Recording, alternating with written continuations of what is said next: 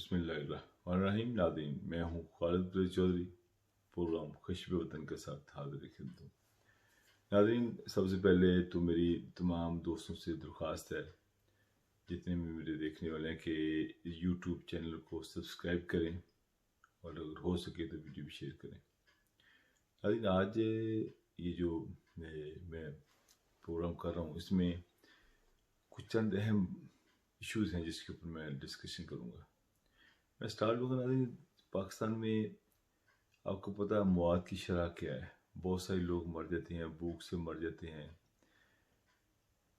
अच्छी खालिस चीज़ें, मेडिसिन खालिस नहीं मिलती, हॉस्पिटल में इलाज प्रॉपर नहीं होता, और बहुत सारे गरीब और ख़ानदान और जो दरमियाने तबके के लोग हैं वो बेचारे मरते हैं। और चंद ख़ानदान हैं जिनके पास अरबों खरबों की दौलत है और उन्होंने इसी मुल्क से लूटा है, और उनकी जो है अभी तक उनके दिल में और ख्वाहिश है कि दोबारा और लूटें और एम्पायर खड़े करें। और ये जो लोग मर जाते हैं, इनका जिम्मेदार कौन है? हर आदमी को अपनी अपनी पड़ी हुई है। अब बात कर लेते हैं जिस तरह की अभी जलसा हुआ मोहतरमा बेनज़ीर भुट्टो साहबा की बरसी का कड़ी खिताब बख्श, और वहाँ पर देखें किस किस्म की जो है तकारीर की गई, वो भी आपके सामने है। और देखें, ये क़यामत की निशानी नहीं है कि देखें, एक वो वक़्त था जब मुस्लिम नून वाले मोहतरमा बेनज़ीर भुट्टो की जो गलत तस्वीरें जहाज़ से नीचे पिंगवाते थे और उसको क्या क्या नाम देते थे, आपके सामने, आपको शायद याद हो कि ना याद हो। और मोहतरमा 2 बार वज़ीर-ए-आज़म बनी, दोनों बार मियाँ साहब मेमो गेट केस में काला कोट पहन कर चले गए उनको उतारने के लिए, और किस तरह सड़कों पर घसीटूंगा और क्या क्या कुछ हुआ, पेट फाड़ लूँगा, क्या क्या ड्रामे होते रहे आपके सामने। और जब देखें, जब इनकी अपनी करप्शन बचाने का वक्त आया तो एकदम एक साथ सब लोग साथ हो गए। पीपल्स पार्टी को जैसे भी कह लें, मगर फिर भी वो एक जमहूरियत के रास्ते को पसंद करती है।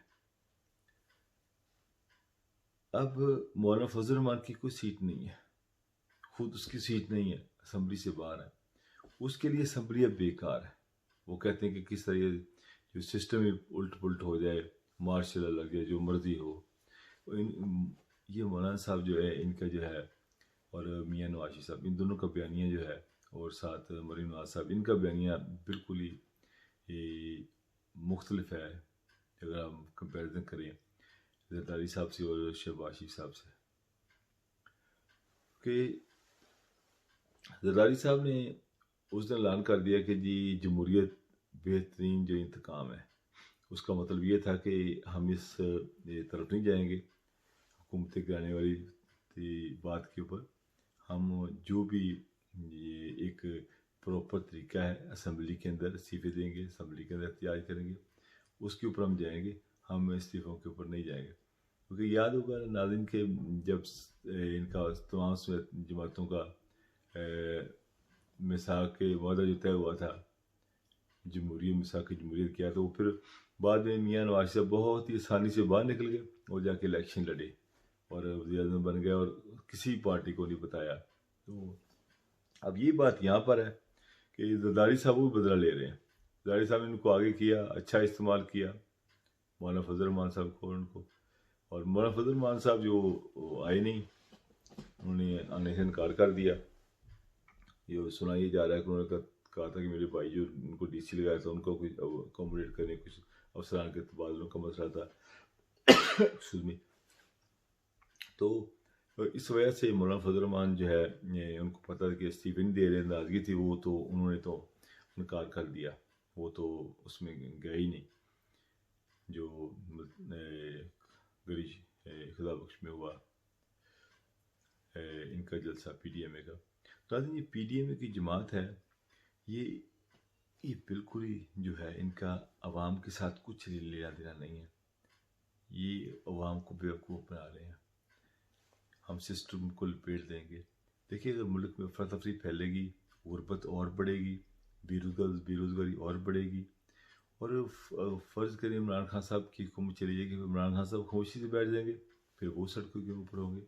कोई भी बंदा 2 लाख 4 लाख बंदा ले आए सड़कों के ऊपर ला के कहे जी मैं जो है हुकूमत गिरा दूंगा। अब मौलाना फजल रहमान साहब के नाम से अरबों प्रॉपर्टी जो है उनके नाम पे निकली, और जो उनके फंड में उनके नाम से निकली। अब उनको जो है नैब ने एक सवालनामा भेजा कि आप इनके जवाब दें। वो जवाब देने की बजाय हुकूमत की रेट को चैलेंज कर रहे हैं।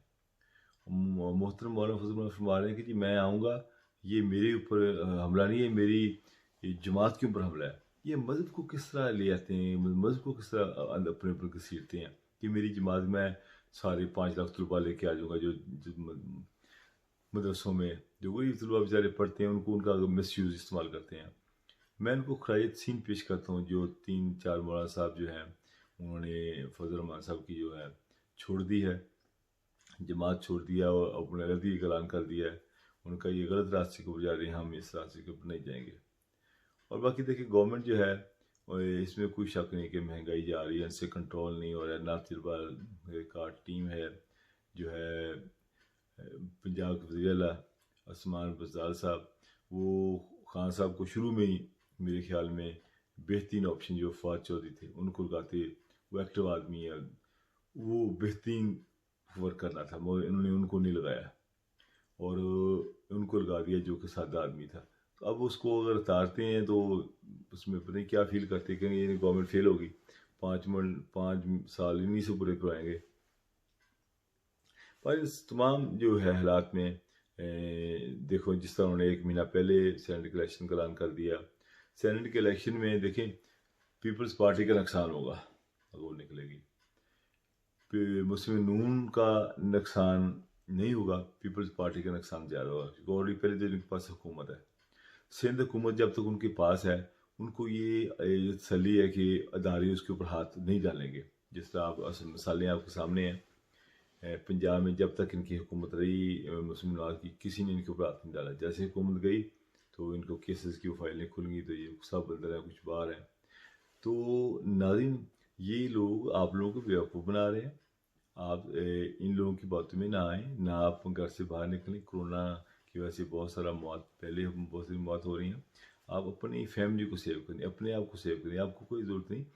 ये अरबों खरबों की गेम है। फरूदे वाले के आदमी के अकाउंट से 1.5 करोड़ निकलाता है, 50 करोड़ उसके अकाउंट में निकला है, जाली अकाउंट के पास कोई चीज़ देने को है नहीं, दिखाने को है नहीं।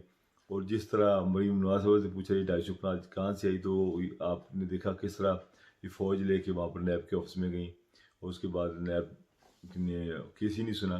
तो ये इनका एक तरीका कार है कि जो इनसे पूछे उनको डंडा दिखाओ।